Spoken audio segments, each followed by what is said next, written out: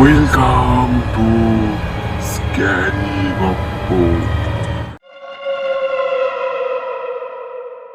নমস্কার প্রিয় শ্রোতা বন্ধুরা, আমি আছি প্রকাশ তোমার সাথে, আর তোমরা শুনছো স্ক্যারি গপ্প। চলো আজকে তাহলে গল্পটা শুরু করা যাক। আর যারা এখনও আমাদের চ্যানেলটি সাবস্ক্রাইব করোনি তারা তাড়াতাড়ি চ্যানেলটিকে সাবস্ক্রাইব করে সঙ্গে থাকো, শুনতে থাকো। আজ তোমাদের জন্য নিয়ে এসেছি গ্রাম বাংলার এক ভয়ঙ্কর রহস্যময় গল্প, শিমুল বনের শেষ মাঠ। চলো গল্পটা শুরু হচ্ছে, শুনতে থাকো। নদিয়ার একটি ছোট্ট গ্রাম ছিল রামচন্দ্রপুর। গ্রামের একদম পশ্চিম প্রান্তে ছিল একটি বিশাল শিমুল বন। দিনের বেলাতেও খুব কম মানুষ সেখানে যেত, আর সন্ধ্যার পর তো কেউ ভুলেও পা রাখত না, কারণ শিমুল বনের ওপাশে ছিল একটি ফাঁকা মাঠ। গ্রামের লোকেরা সেই জায়গাটাকে বলতো হারানো মাঠ। অনেক বছর আগে কয়েকজন কাঠুরে সেখানে গিয়েছিল, তারপর তারা আর বাড়ি ফেরেনি। কেউ বলতো বন্য পশু খেয়ে ফেলেছে, কেউ বলতো তারা পথ হারিয়ে অন্য কোথাও চলে গেছে। কিন্তু গ্রামের বৃদ্ধরা বলতেন, ওই মানুষ মানুষকে ডাকে, একবার ডাক শুনলে আর রক্ষা নেই। এইসব গল্প শুনে বড় হয়েছে চার বন্ধু, পলাশ, অমিত, রফিক আর দেবু। এবার তারা উচ্চ মাধ্যমিক পরীক্ষা দিয়েছে। সারাদিন ঘোরাঘুরি, মাছ ধরা আর ফুটবল খেলাই ছিল তাদের কাজ। সেদিন বিকেলেও চারজন গ্রামের স্কুল মাঠে ফুটবল খেলছিল। হঠাৎ পলাশ এমন জোরে শট মারল যে বলটা উড়ে গিয়ে শিমুল বনের ভেতরে ঢুকে গেল। রফিক সঙ্গে সঙ্গে বলে উঠল, আরে শেষ, এখন কে বলটা আনবে বলতো? পলাশ তখন হেসে বলল, আরে এই সামান্য ব্যাপারে ভয় পাচ্ছিস? দেবু চুপচাপ বনের দিকে তাকিয়েছিল, তারপর ধীরে ধীরে বলল, আমার ঠাকুরদা বলতেন শিমুল বনের ভেতরে একটা শুকনো কুয়ো আছে, ওটার কাছে গেলে নাকি কারো নাম ধরে ডাকে। অমিত হেসে উঠল, তোর ঠাকুরদা সব কিছুতেই ভূত দেখতেন। শেষ পর্যন্ত চারজনই বল আনতে রওনা দিল। বনের ভেতরে ঢুকতেই কেমন যেন একটা ঠান্ডা ঠান্ডা শুরু করলো।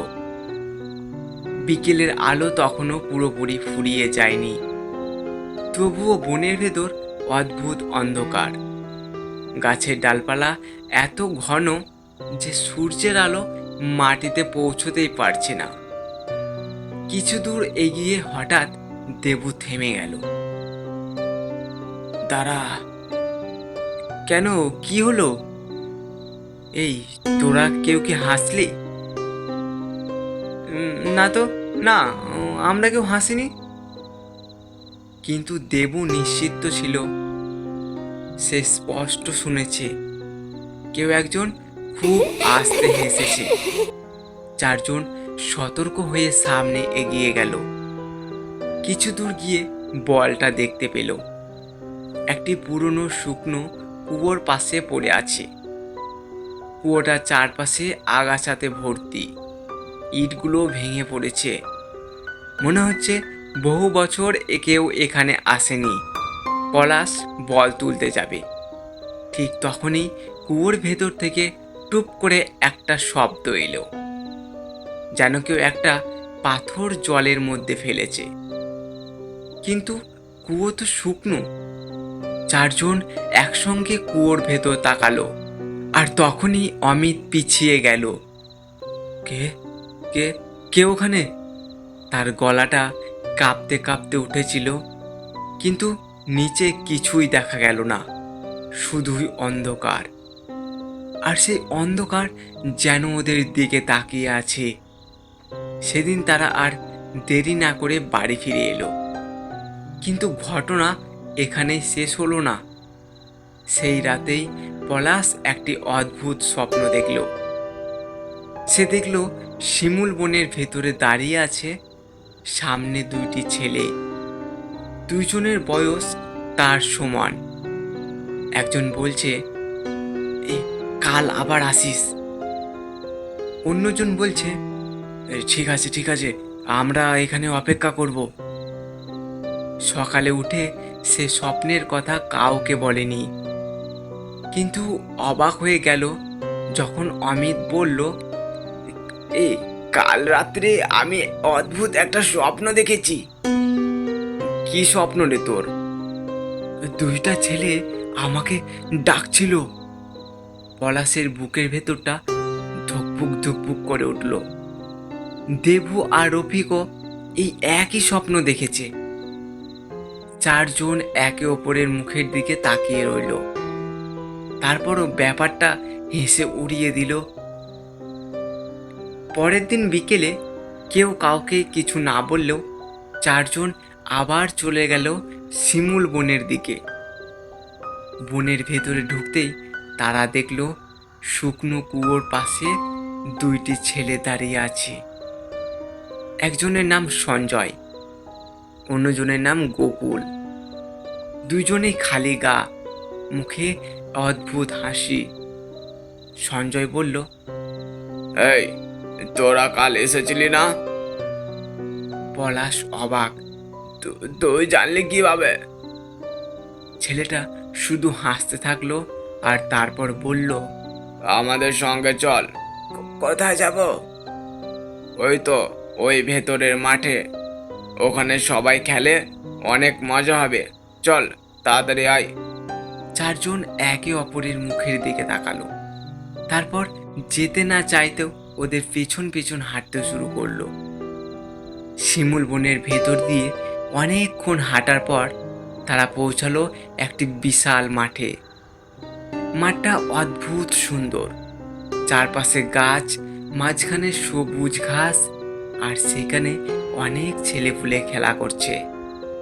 কিন্তু আশ্চর্যের বিষয়, এদের কাউকেই গ্রামের কেউ কখনো দেখেনি। সেদিন তারা অনেকক্ষণ খেলাধুলো করলো। তাদের বাড়ি ফিরতে ফিরতে সন্ধ্যা হয়ে গেল। তারপর শুরু হলো আসল বিপদ। প্রতিদিন বিকেলে তারা সেখানে যেতে লাগলো, প্রতিদিন। কিন্তু বাড়ির লোকেরা লক্ষ্য করলো চারজনই কেমন যেন একটা বদলে যাচ্ছে। খাওয়া দাওয়া কমে গেছে, ঘুম কমে গেছে, মুখ চোখ শুকিয়ে যাচ্ছে। রাত্রে ঘুমের মধ্যে তারা কথা বলছে আর বারবার বলছে, আমরা আবার যাব, ওরা অপেক্ষা করছে। এক রাত্রে দেবু ঠাকুরদা ওকে ঘুমের মধ্যে বলতে শুনলেন, আগুন আগুন নিভিয়ে গেছে, সবাই সবাই বেরিয়ে এসো। পরের দিন তিনি ছেলেদের ডেকে জিজ্ঞেস করলেন। সব কথা শুনে বৃদ্ধের মুখ সাদা হয়ে গেল। তিনি বললেন, তোরা সর্বনাশ করেছিস। কেন কেন? ওই মাঠে আজ থেকে 50 বছর আগে একটা আগুন লেগেছিল, অনেক পরিবার পুড়ে মারা গিয়েছিল। তারপর থেকেই ওই জায়গাটা অভিশপ্ত। ছেলেরা ভয় পেলেও পুরো বিশ্বাস করলো না।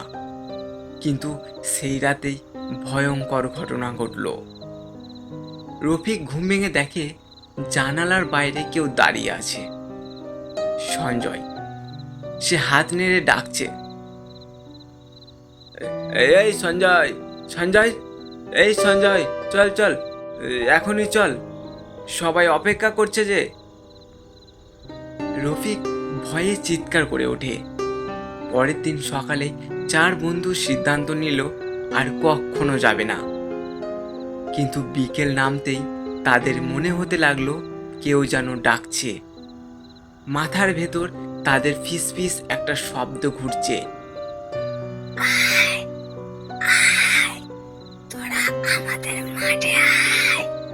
শেষ পর্যন্ত তারা নিজেদের অজান্তেই আবার শিমুল বনের দিকে হাঁটতে শুরু করলো। সেদিন ছিল অমাবস্যা। বনের ভেতরে ঢুকতেই চারপাশের অন্ধকার যেন আরো ঘন হয়ে উঠল। সঞ্জয় আর গোকুল আবার এসে দাঁড়ালো। আজ তাদের মুখে কোনো হাসি নেই, চোখ দুটো কেমন যেন ফ্যাকাশে। তারা বলল, আজ থেকে তোরা আমাদের সঙ্গেই থাকবি, তোদের বাড়ি ফিরতে হবে না, কেউ আর ফিরে যায় না। এই কথা শুনে দেবুর বুক কেঁপে উঠল। ঠিক তখনই দূরে কোথাও শঙ্খ বাজানোর শব্দ শোনা গেল, আর সঙ্গে সঙ্গে সঞ্জয় ও গোকুলের মুখ বদলে গেল। তাদের শরীর কালো ধোঁয়ার মতো হতে লাগলো। চার বন্ধু ভয়ে সেখান থেকে দৌড় দিল, কিন্তু ততক্ষণে তারা হারানো মাঠে পৌঁছে গেছে। চারপাশে শত শত ছায়ামূর্তি দাঁড়িয়ে, সবাই ওদের দিকে তাকিয়ে আছে। কেউ হাসছে, কেউ কাঁদছে, কেউ আবার হাত বাড়িয়ে ডাকছে।